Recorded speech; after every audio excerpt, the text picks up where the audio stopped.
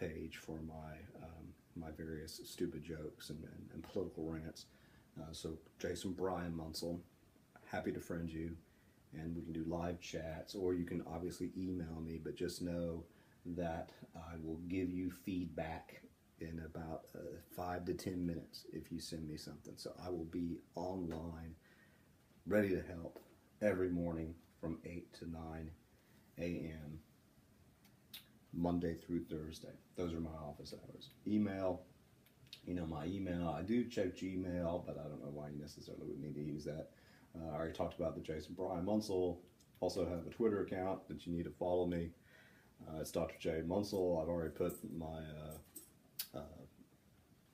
page on KC. My idea here is that everybody, well, it's required unless we all, everybody will have a Twitter account, and so you will tweet a week. Everybody will have a Tumblr blog, so you will blog, and all of this is just sort of to make sure that we are interacting with one another and everything like that, because of the online nature of the course. And also, I'm going to put everybody's Twitter page or whatever and blog on KC, so we can all follow one another. And also we'll be using that hashtag PERSCC16 or Persuasion Columbia College 16, so we can also follow one another that way. And I'll talk more about that later. If you can use the same, if you have a Twitter account already, you can use that. I think you could maybe create a different one or a new one. I'm not sure. I'm not terribly tech savvy, but you know, what you're going to do. And of course, if you have a Tumblr account, you can have multiple blogs. So you can have, and what I expect is sort of a blog that's just totally focused on this class and thinking about your projects and thinking about course material and everything like that. And I'll be going back and forth and engaging you. And then I usually put all these lectures on my own YouTube channel, and then I put the links to KC. So that just gives you sort of information about email and everything like that. I do have a mailbox, but I'm not going to be on campus until maybe July when I start teaching that LA 2211 class, because I'm teaching that all hybrid in July. But in any case, so it's probably stupid to leave something in my real mailbox on campus, because I ain't going to get it. Textbook. This is it. Persuasion in the Media Age, 3rd edition, by Timmy. South Park. But anyway, if you haven't gotten this book, you need to get it this week and start reading. It's dense. I mean, there's a lot of stuff in here, but it's fun. But like that first chapter is huge. It's like a bajillion pages, and there's so much stuff in here. And we'll try to cover as much as we can in our 8 weeks, but get the book. Muy importante, get it el suno. I put in here, as always, I think I've looked through the course roster, and I think I know pretty much all of you, but maybe not all of you.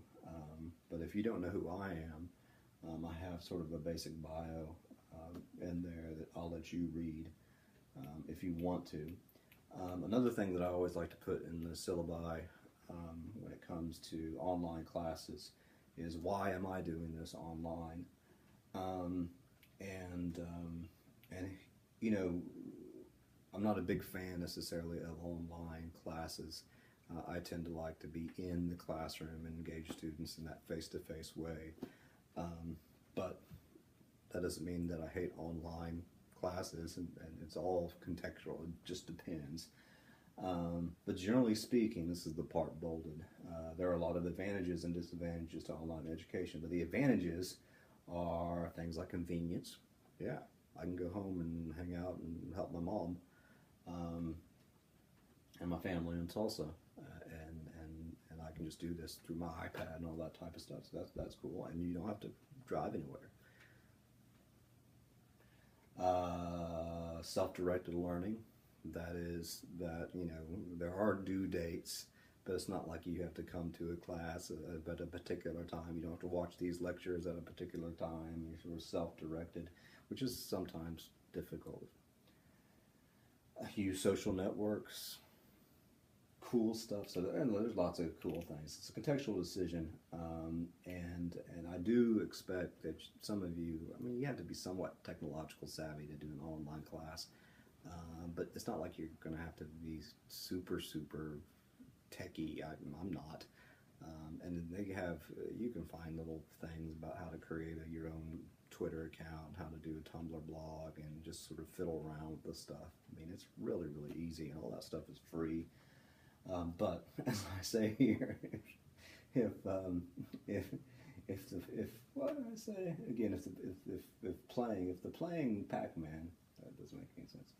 Oh, again, if the internet is something new to you, if you've never heard of the internet before, and if your last experience you've had with technology is playing Pac-Man at the 7-Eleven, this course might not be for you because you do have to use a computer. But in any case, oh, by the way, you'll notice that there's Folly Beach Pier. I put all these pictures in here.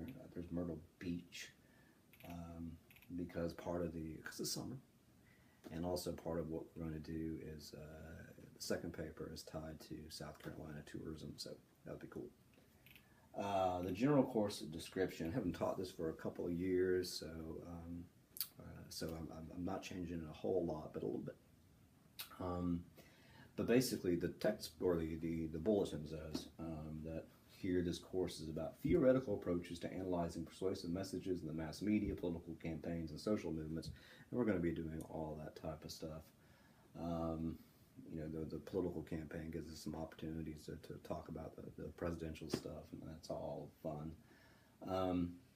But one thing that's really important is that this class appreciates sort of both the social scientific and the humanistic way of looking at persuasion, so it's not just rhetoric all the time. There's a lot of social scientific theories of persuasion linked particularly to psychology that we'll be talking about. So it's a very broad approach to persuasion theory, practice, and criticism. And also, this goes back to the rhetoric stuff. You know, this is also part of being a good, active citizen, to actually be informed and to listen critically to politicians, to commercials, to anybody who's trying to sell you something and persuade you to do anything, to see the world this way instead of that way over there. And so this is going to be an unbelievably important class. I'll let you sort of read that, but that's so important that we are educated scholars, and just educated. That's good. Being educated is good. Okay, the student learning outcomes, or the SLOs. So you're going to develop an understanding of the historical and theoretical concepts behind persuasion. So where do the theories come from, all the contextual stuff, and lots and lots and lots of different theories. You'll be able to identify the barrage of persuasive messages that impact our daily lives. So see what folks are doing through our commercials, through stuff that you get through social media. I mean, constantly I'm bombarded with message, billboards, radio, blah, blah, blah, blah, blah. Identify and evaluate the effective practices of persuasion in visual advertising. So that's important because that's paper one, where you're going to look at a basic commercial that we see all the time, about 30-second commercial, but try to understand the persuasiveness of the visuals. And then conduct a message strategy for an organization by creating an idea for a persuasive media campaign, which you will be doing by picking a tourist attraction in South Carolina, looking at that organization's persuasive media or messages, whatever, to attract tourists, and seeing are they doing a good job, and trying to improve it. Some are fun. And you can actually go visit. Like if you're doing something on Myrtle Beach, the Convention Bureau of Myrtle Beach, go visit Myrtle Beach. I've only been once. Okay, so hopefully you're getting a sense of what class is about. General learning outcomes. Got some stuff about liberal arts. Read that. You know what all that stuff means.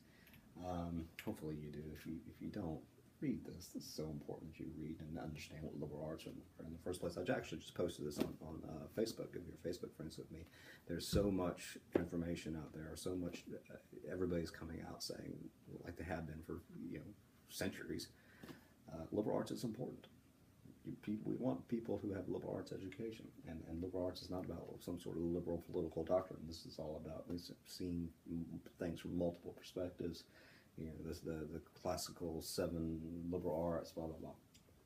So I have here some links that I think you should go to. Again, I can't force you to do this. This is self-directed learning. Shakespeare wrote some stuff, but he couldn't force people to read it. But in any case, I think Shakespeare wrote some stuff, unless it was somebody else. 50 Shades of Grey, right? I think. But in any case, take a look at that. It's good history on liberal arts, and rhetoric has traditionally been part of the liberal arts. One of the 7 liberal arts. Yeah, we rock. We've always been around. Just like horses. Pictures of horses, because we're not horsing around. This is from Charleston. Again, you could look at Carriage Ride, one of their websites, or a company that does carriage rides in Charleston, and try to improve their messaging. That'd be cool. More general outcomes, blah blah blah. Obviously, and this is another thing I posted on Facebook.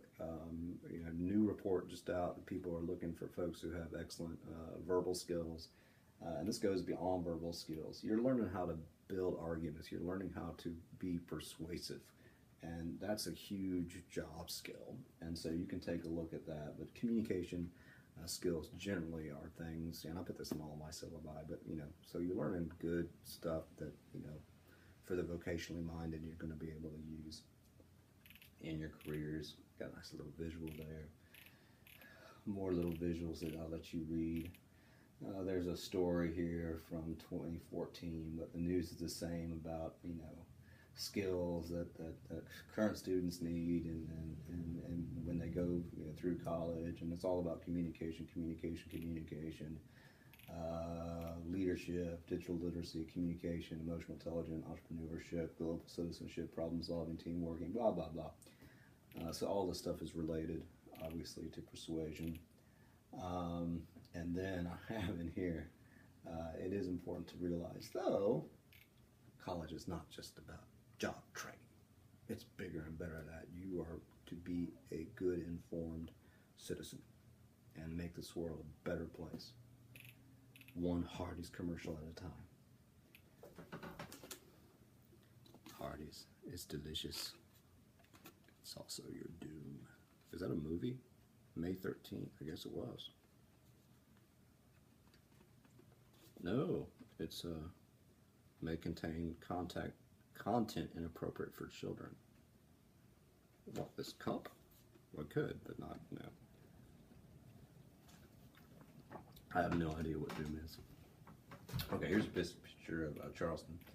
Special note on credit hours. We were required to put all this stuff in the syllabus, and so basically this just sort of spells out all the various time that we should be interacting, and the time that you should be working, and all that type of stuff, which is one of the reasons why we're doing a lot of social media. So I'll let you read that, but generally we will be, since we don't have a traditional classroom, so this is an online class. This is what we're doing right now.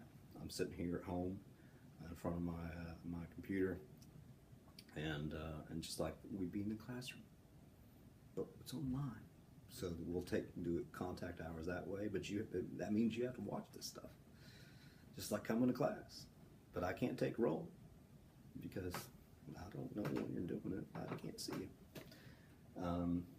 But you'll watch my online lectures, you will tweet, you will blog, we will do threads, you will write papers, and so you'll be enlightened in an online kind of way. Okay, so we can look at that. Here are the assignments. This is really what you want to know. Gonna tweet. A tweet a week. So 8 weeks, 8 tweets.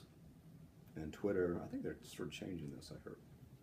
But only 140 characters, so I'm going to try to ask you to capture some things in 140 characters about the class.